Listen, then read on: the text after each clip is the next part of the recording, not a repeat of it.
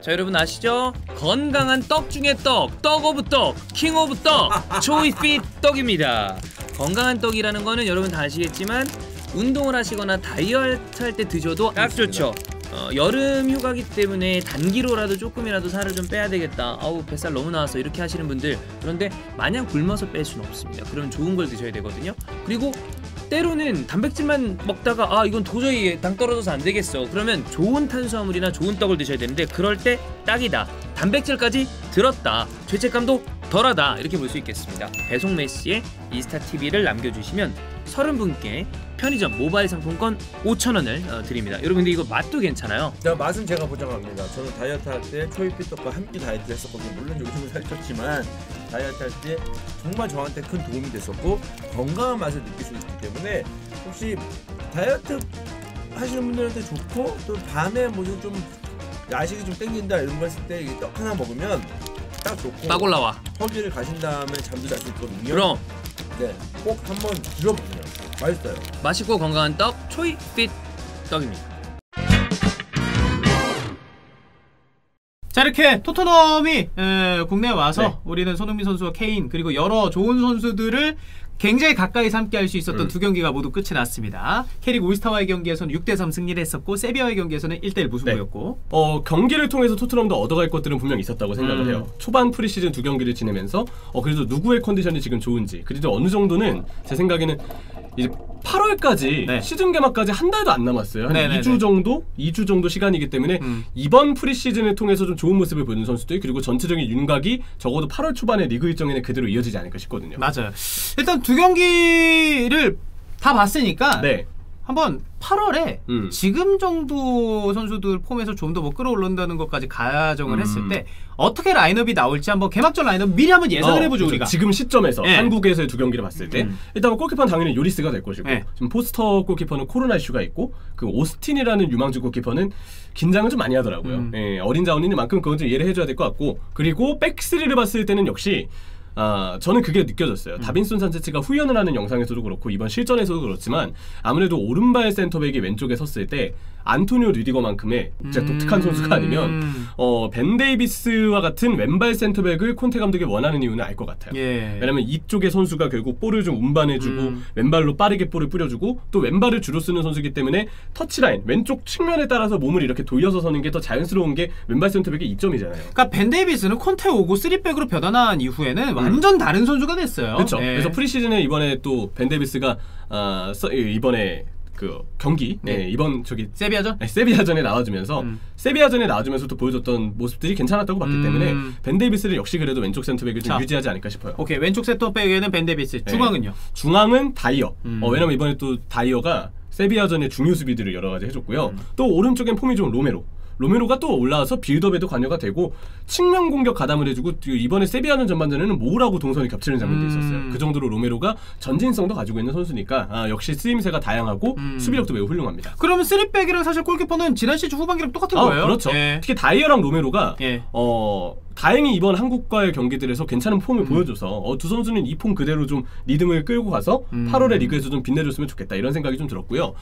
미드필더는 역시 벤탄쿠르와 호이베르가 아닐까 싶습니다. 일단은 둘이 베스트라고 봐요. 비수만 일단 코로나 이슈가 있기 때문에 과연 그때까지 경기 감각을 회복할지는 변수, 또 신입생이기 때문에 일단 적응을 좀 해야 되겠고요. 스킵은 이따가도 얘기하겠지만 저는 스킵을 포함한 장기 부상자들은 조금 초반에는 관리를 해줄 것 같아요.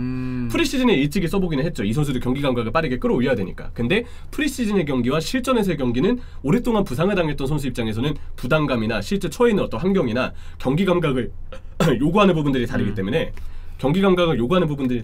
이런 부분들을 보면 아무래도 스킵은 조금 더 관리를 좀 받고 조금 천천히 기회를 좀 받지 않을까 싶어서 현재 그동안 보여줬던 폼이나 몸 상태를 봤을 때는 벤탄쿠르 호이베르 조합이 좀 예상이 됩니다. 그럼 지금까지는 3백이랑 중앙 미드필더, 투미들 조합은 후반기랑 똑같은 거예요. 그렇죠. 좌우 윙백부터가 이제 문제가 될 것 같아요. 여기도 결국은 이제 도어티가 아무래도 장기 부상자였기 때문에 이 부분 장기 부상이었기 때문에 이 부분 좀 관리를 해줄 것 같고, 세세뇽도 제 생각에는 레길론이 지금 여러 가지 얘기가 좀 있는데 일단 세세뇽이 먼저 기회를 좀 받을 것 같아요. 그래서 이렇게 좀 세세뇽과 노야를 살펴봤고, 페리시치도 남은 프리시즌 동안 어떻게 좀 해줄지를 봐야 되겠죠.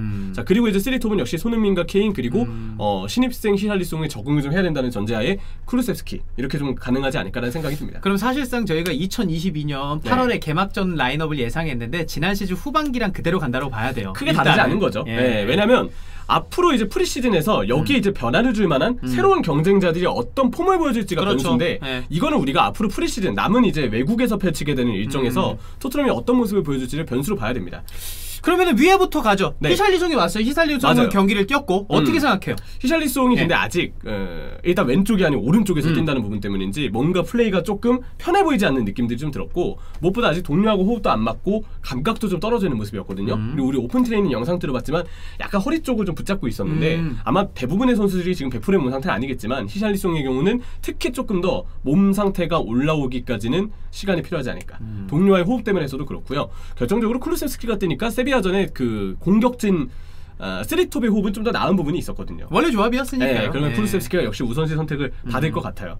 이 윙백 쪽은 페리시치가 이제 몸 상태를 회복해서 얼마나 빠르게 본인의 감각을 남은 프리시즌 경기 동안에 끌어올리는지에 따라가 변수가 되겠죠. 사실 공격진이야. 뭐 소케쿨이 고정이라고 생각을 하고 히샬리송이 왼쪽이든 오른쪽이든 중앙이든 나중에 어디 자리에서 뭐 교체로 나오든 선발로 나오든 그래도 이 선수는 프리미어리그 적응을 한 선수이기 때문에 도움이 될 거라는 생각을 하고 있는데 사실 이번 경기 두 경기 연달아 쭉 보면서 토트넘 팬들이 결국 지난 시즌 후반기에 문제가 있었던 좌우 윙백들이 올 시즌에도 쉽게 고쳐지지 않을 거라는 생각을 할 수밖에 없었단 말이에요. 맞아요. 그러면은 페리시치가 이게 나왔으면은 어땠을까라고 하고 보고 싶었는데 이게 못 나왔으니까. 맞아요. 그러다 보니까 페리시치는 조금 더 우리가 프리시즌 동안 어떤 모습을 보일지가 변수가 되지 않을까 싶고 또 하나의 변수는 사실 아까 그 예상 라인업에서 저는 윙백 예상이 제일 힘들었거든요. 그래요? 윙백은 가장 바뀔 가능성이 큰 부분이라고도 생각해요. 왜냐하면 왼쪽의 경우도 어쨌든 도어티가 좌우가 모두 가능한 선수이기 때문에 남은 프리시즌 일정 동안 도어티가 좀 더 괜찮은 활약을 보여준다면 왼쪽이고 오른쪽이고 가리지 않고 도어티가 또 선발로 나올 가능성도 분명히 존재합니다.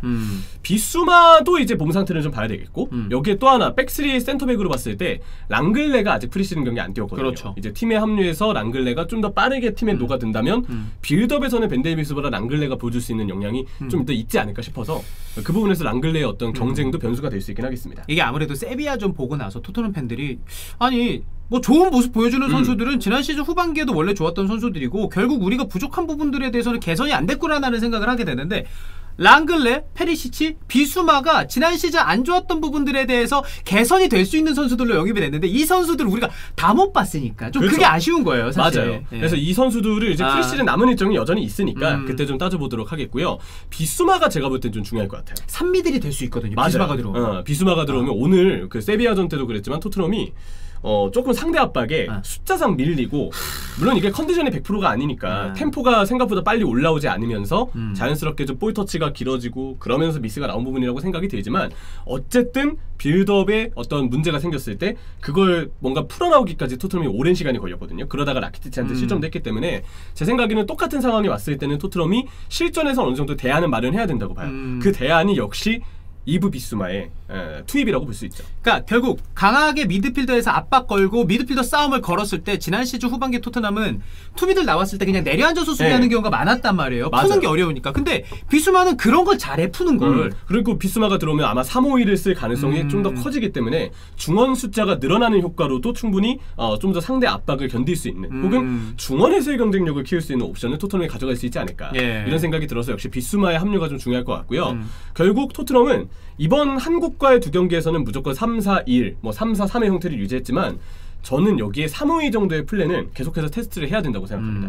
왜냐면 3-5-2 전술이 백3의 틀을 유지하면서도 오히려 3-4-3의 전술과는 또 다른 방향의 장점을 가져갈 수 있는 그런 전술이라고 생각을 하거든요. 특히 이렇게 다양한 가짓수를 가져야 되는 이유는 콘테 감독이 챔스에서 아쉽잖아요. 그렇죠. 네. 네. 그 이유가 뭘까 생각을 해보면 플랜 B가 아무래도 좀 아쉬운 부분이 있어요. 이 감독이 주전을 좀 고집하는 성향이 있고 그리고 상대가 자신의 어떤 플랜 A에 대해서 맞춤 전술을 들고 났을 때 여기에 대해서 경기 중에 변화를 주는 부분이 아직까지는 부족해요. 아직까지 그게 좀 아쉬운 감독이거든요. 사실 어떻게 보면은 콘테가 첼시 때도 그렇고 인테르 때도 그렇고 지금 토트넘 때도 그렇고 우리가 8월 라인업 예상했을 때와 크게 안 변할 정도로 그러니까 선수들을 우리가 선발 라인업을 좀 쉽게 예상할 수 있어요. 전술이라던가 이런 것들이 큰 변화가 없는 감독이니까. 맞아요. 근데 콘테 토트넘에 대해서는 이제 더 많은 도전이 들어올 거고 특히 챔피언스리그라는 대회까지 나가기 때문에 이제 상대의 어떤 맞춤 전술에 대해서도 토트넘이 능동적으로 풀어나올 수 있는 유연성을 가져야 된다. 그게 비수마가 될 수 있고 비수마가 됐을 때 3미들이든 혹은 뭐 투미들에서 비수마가 나왔어서 어떤 선수와 호흡을 맞추는지에 따라서 예를 미드필더 구성이라던가 이 팀의 전술 색깔이 달라질 수 있으니까요. 맞아요. 단순히 쿠루셉스키를 잠깐 내려서 3-5-1을 변화하는 형태를 떠나서 좀 더 미드필더의 숫자가 늘어나는 또 다른 플랜이 필요할 수 있지 않을까라는 생각이 들고요. 그러다 보니까 비수마가 역시 좀 더 제대로 기능을 해주는, 빠르게 좀 적응을 해준다면 전술의 유연성에도 도움이 되지 않을까 싶어서 비수마의 적응 여부, 컨디션의 향상 역시도 매우 중요한 포인트 같습니다. 그러니까 프리시즌 변수는 세 가지죠. 네. 비수마를 통해서 전술의 변화, 포메이션의 변화, 그리고 페리시치가 왼쪽 윙백으로 가서 얼마나 공격적인 능력을 보여주게 될지. 혹은 보어티가. 그렇죠. 그리고 이제 랑글레가 벤 데이비스를 대신해서 프리시즌에 몇 경기를 출전했을 때 랑글레가 나왔을 때는 어떨지. 이 정도 될 것 같네요. 맞습니다. 그래서 프리시즌에 남은 일정들도 살펴보도록 하겠고요. 이번 한국에서 있었던 어떤 이 경기들을 봤을 때 손케는 여전히 훌륭했다. 오늘도 진짜. 70분 정도, 세비야전도 70분 정도 뛰었어요. 이거는 사실 되게 힘들 법한데도 아마 한국 팬들을 위해서 좀 팬 서비스를 해준 게 아닌가 싶고 여기에 또 그 70분 동안 되게 잘했거든요. 여전히 손케는 잘했고 호흡도 좋았고 그런 점들을 좀 알 수가 있었습니다. 진짜 그 지난 시즌에 시작할 때 케인이 폼이 좀 안 좋았잖아요. 맞아요. 근데 이적 사과라는 것도 있었고, 근데 올 시즌은 그런 게 없고 손흥민과 케인 모두 베스트 컨디션으로 리그 개막부터 함께할 가능성이 현재까지는 굉장히 높잖아요. 그쵸. 저는 그러면은 손흥민도 그렇고 케인도 그렇고 다음 시즌 기록들이 굉장히 궁금해져요. 약간 케인은 진짜 이번에 제한적으로 볼 잡아도 뭔가 바로 슈팅 때려가지고 골 넣고 하는 거 보면은 아 이게 월드 클래스구나 다시 한번 좀 느낄 수가 있고 손흥민 선수도 마찬가지죠. 두 경기 두 골 1도움인데 하나는 페널티킥, 하나는 압박으로 본인이 좀 이게 뭔가 상황을 만든 다음에 압박에서 볼이 탈취된 상황에서 역습에 의한 골. 세 번째 마지막까지 손흥민이 드리블 치면서 골 지켜내고 그러니까요. 넘어진 상황에서도 케인을 바라보면서 패스 주고 골을 도왔던 그 장면까지 역시 손케는 훌륭했다. 네, 한국 팬분들에게 직관 특히 간 분들에게 매우 소중한 볼거리를 제공한 것 같아서 정말 멋있게 느껴졌습니다. 저는 그 얘기를 하고 싶어요. 지금 K리그 1, 2는 쉬지 않고 쭉 하고 있잖아요. 근데 아시겠지만 엄청 덥고 우리나라가 지금 엄청 습해가지고 K리그 선수들 경기 끝나면 다 누워. 뛰질 못해요. 이제. 70분 넘어가면 선수들이 딱 봐도 이게 집중력이 흐트러진 게 보인단 말이에요. 근데 저는 손흥민과 케인이 우리나라 와서 일주일 사이에 2경기 치르는데도 이 정도 퀄리티의 경기력을 보여준 거는 이거 그래도 우리나라보다 훨씬 더 날씨가 축구하기가 좀 더 수월하잖아요. 아무래도 런던이.